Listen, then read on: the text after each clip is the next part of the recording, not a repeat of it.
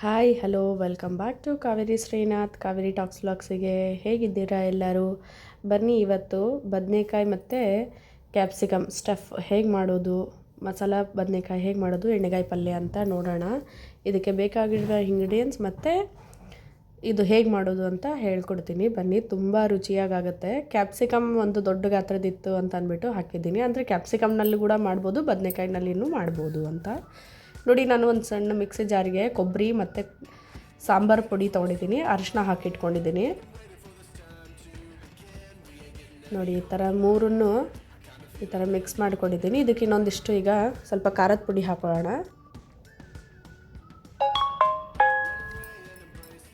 ಖಾರದ ಪುಡಿ ನೀವು ಖಾರ ನೋಡ್ಕೊಂಡ್ಬಿಟ್ಟು ಹಾಕಿ. ನಾನು ಬರೀ ಒಂದು ಇಬ್ಬರಿಗೆ ಅಷ್ಟೇ ಮಾಡ್ತಾ ಇರೋದು ಇದು ಪಲ್ಯ. ಕ್ವಾಂಟಿಟಿ ನೋಡಿಕೊಂಡು ಜಾಸ್ತಿ ಜನ ಇದ್ದರು ಅಂತಂದರೆ ಜಾಸ್ತಿ ಹಾಕ್ಕೊಳ್ಳಿ. ನೋಡಿ, ಇದಕ್ಕೆ ಒಂದು ಸ್ವಲ್ಪ ಜೀರಿಗೆ, ಸೋಂಪು ಮತ್ತು ಮೆಣಸು, ಒಂದೇ ಒಂದು ಲವಂಗ ಹಾಕ್ಕೊಂಡಿದ್ದೀನಿ. ಕಡಲೆಬೇಳೆ, ಉದ್ದಿನಬೇಳೆ, ಒಂದು 4 ಕಾಳು ಮೆಂತ್ಯಕಾಳು ಹಾಕ್ಕೊಂಡಿದ್ದೀನಿ. ತುಂಬ ರುಚಿಯಾಗುತ್ತೆ ಈ ಥರ ಮಾಡೋದ್ರಿಂದ. ಯಾರೆಲ್ಲ ನನ್ನ ಚಾನಲ್ನ ಫಸ್ಟ್ ಟೈಮ್ ನೋಡ್ತಾ ಇದ್ದೀರಾ, ಸಬ್ಸ್ಕ್ರೈಬ್ ಮಾಡ್ಕೊಳ್ಳಿ. ನನ್ನ ಚಾನಲ್ನ ಇಷ್ಟ ಆಯಿತು ಅಂದರೆ ಲೈಕ್ ಮಾಡಿ, ಶೇರ್ ಮಾಡಿ.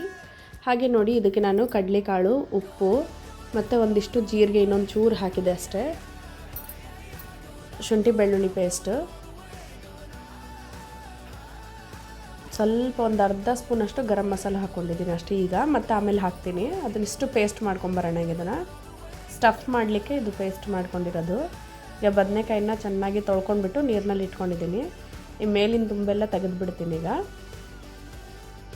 ಇದನ್ನು ತುಂಬೆಲ್ಲ ತೆಗ್ಕೊಂಡ್ಬಿಟ್ಟು ಈಗ ಈ ಸ್ಟಫ್ಗೆ ಅಂತೇಳಿ ಏನು ಪೇಸ್ಟ್ ಮಾಡ್ಕೊಂಡಿದ್ವಲ್ಲ, ಆ ಪೇಸ್ಟನ್ನೆಲ್ಲ ತುಂಬ್ಕೊಳ್ಳೋಣ ಈಗ ಈ ಬದನೆಕಾಯಿಗೆಲ್ಲ.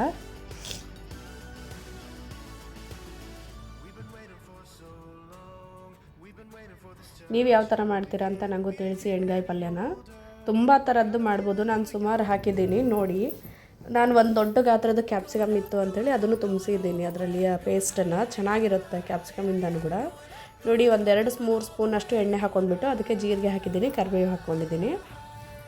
ಇದನ್ನು ಈ ಥರ ಚೆನ್ನಾಗಿ ಚಟ್ಕಟ್ಟಿದ ಮೇಲೆ ಅದರಲ್ಲಿ ಎಲ್ಲ ಈ ತುಂಬಿ ಇಟ್ಕೊಂಡಿರುವಂಥ ಬದನೆಕಾಯಿ ಮತ್ತು ಕ್ಯಾಪ್ಸಿಕಮ್ನ ಬಾಣಲೆಗೆ ಹಾಕ್ಕೊಳ್ಳೋಣ.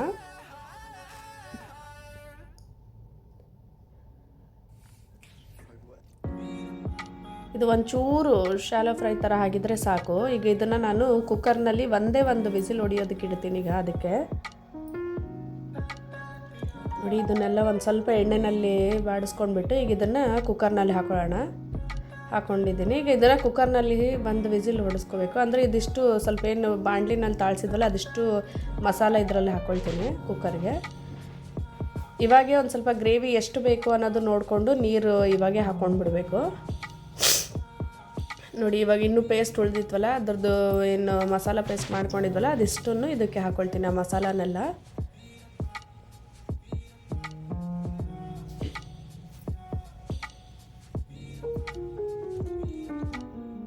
ಸ್ವಲ್ಪ ನೀರು ಆ ಜಾರ್ನಲ್ಲಿನೇ ಇತ್ತು ಅಂತ ಅಂದ್ಬಿಟ್ಟು ನಾನು ಅದನ್ನೇ ಇದಕ್ಕೆ ಹಾಕ್ಕೊಳ್ತೀನಿ. ಈಗ ನೋಡಿ, ಈಗ ಎಷ್ಟು ನಿಮಗೆ ನೀರು ಕ್ವಾಂಟಿಟಿ, ಅದು ಗ್ರೇವಿ ಎಷ್ಟು ಬೇಕೋ ಅಷ್ಟು ನೋಡಿಕೊಂಡು ಹಾಕಿ ನೀರನ್ನ. ಒಂದು ವಿಸಿಲ್ ಆದರೆ ಸಾಕಿದು.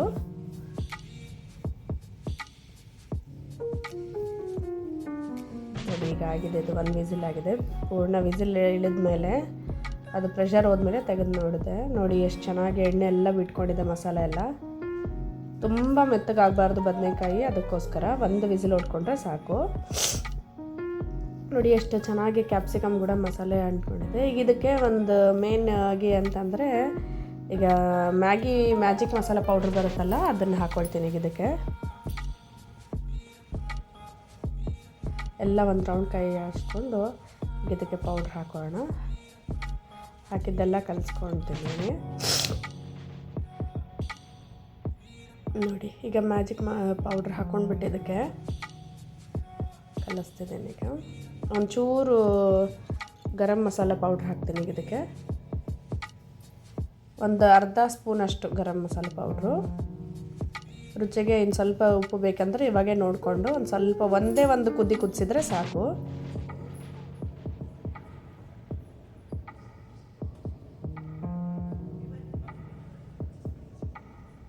ನೋಡಿ ಎಷ್ಟು ಚೆನ್ನಾಗಾಗುತ್ತೆ ಇದು ಪಲ್ಯ ಅಂದರೆ ಮಾತ್ರ.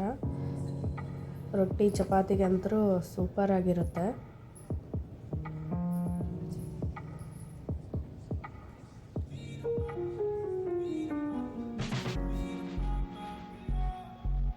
ಎಲ್ಲ ನೀಟಾಗಿ ಕಲಿಸ್ಕೊಂಡ್ಬಿಟ್ಟು ಇದನ್ನು ಮಾಡಿದರೆ ಆಗೋಯ್ತು ಇಷ್ಟೇ. Thank you so much.